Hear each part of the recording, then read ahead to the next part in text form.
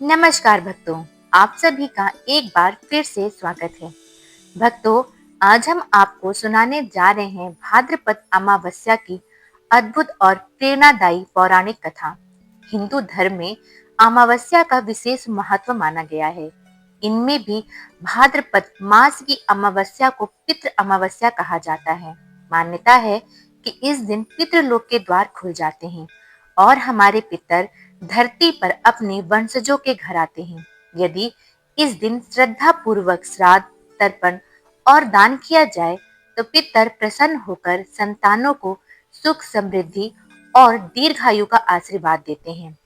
कथा सुनने से पहले सभी भक्तजन हाथ जोड़कर मन ही मन बोले, ओम पितृदेवाय नमः। अब आइए सुनते हैं भाद्रपद अमावस्या की पावन कथा। एक नगर में घनश्याम नाम का एक सेठ रहता था। वह बहुत धनवान था, लेकिन घमंडी और कंजूस भी था। उसने दान पुण्य, पूजा पाठ या पितरों का श्राद्ध करना बिल्कुल अच्छा नहीं लगता था। उसकी पत्नी श्रद्धालु और धर्मपरायण थी। वह हमेशा कहती, स्वामी, मनुष्य का तन तभी सफल है जब उससे धर्म और दान का कार्य हो। पितरों को जल देना, गरीबों को भोजन कराना, यही जीवन का सच्चा पुण्य है। लेकिन घनश्याम कभी उसकी बात नहीं मानता। समय बीता और एक दिन सेठ घनश्याम की मृत्यु हो गई। उसके कर्मों के अनुसार उसे यमलोक ले जाया गया। यमराज के दूतों ने उसके पापों का लेखा पढ़ा और कहा, यह मनुष्य दान पुण्य से दूर रहा। इसने पितरों का श्राद्ध नहीं किया। इसे पितृलोक से वंचित कर नरक में डाल दिया जाए। घनश्याम रोने लगा और उसने यमराज से पूछा, हे यमराज, क्या कोई उपाय नहीं है जिससे मुझे मुक्ति मिल सके? यमराज ने कहा, तुम्हें मुक्ति तभी मिल सकती है जब तुम्हारे वंशज भाद्रपद मास की अमावस्या को श्राद्ध करें, पितरों को तर्पण और ब्राह्मण भोजन कराएं। उस दिन पितर धरती पर आते हैं और अपने वंशजों से तर्पण पाकर प्रसन्न होकर आशीर्वाद देते हैं। इधर पृथ्वी लोक पर घमसान की पत्नी ने स्वप्न में अपने पति को देखा। पति ने आकर कहा, प्रिय, मेरे पापों के कारण मैं कठिन यातना भोग रहा हूँ। तुम मेरे लिए भाद्रपद अमावस्या के दिन पितरों का श्राद्ध अवश्य करना।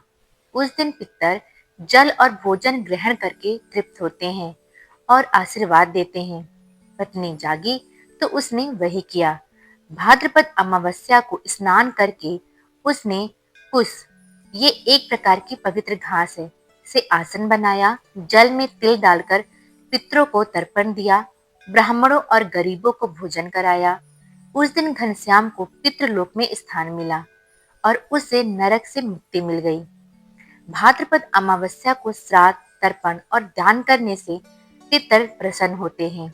जब पितर तृप्त होते हैं तो परिवार में सुख, समृद्धि, संतान, सुख और शांति आती है। जो मनुष्य इस दिन श्राद्ध नहीं करता, उसके पूर्वज असंतुष्ट रहते हैं और परिवार में बाधाएं आती हैं।